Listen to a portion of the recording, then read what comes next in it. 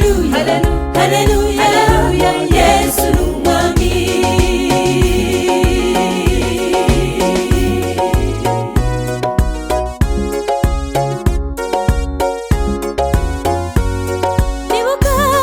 Nibuka Yesu aza mw'isi, yemera no kubambwa, amfira no ku musaraba, nta byiringiro byo gukira twari dufite.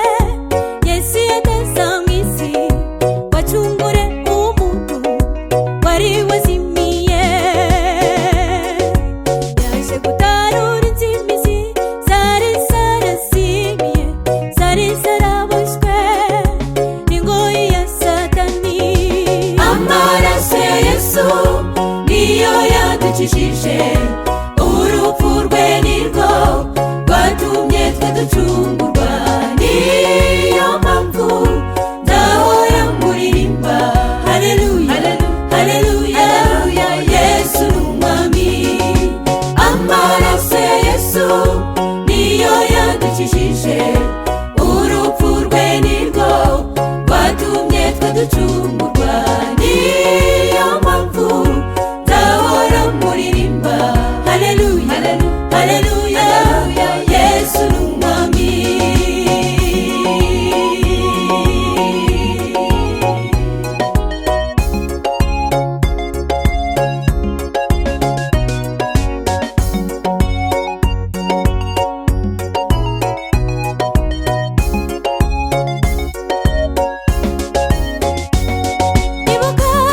Ndibuka Yesu, bya biganza bye byahumuraga ivu, bigakiza n'abamugaye, babimanitse ku musaraba i Gologota, babiteraho imisumari, azira wowe nanjye ngo tubone ubugingo.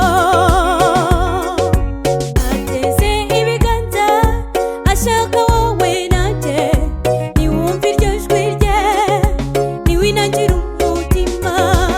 Amaraso ya Yesu niyo yadukijije, urupfu rwe nirwo rwatumye twe ducungurwa. Niyo mpamvu ndahora muririmba, haleluya, haleluya, Yesu ni umwami. Amaraso ya Yesu niyo yadukijije,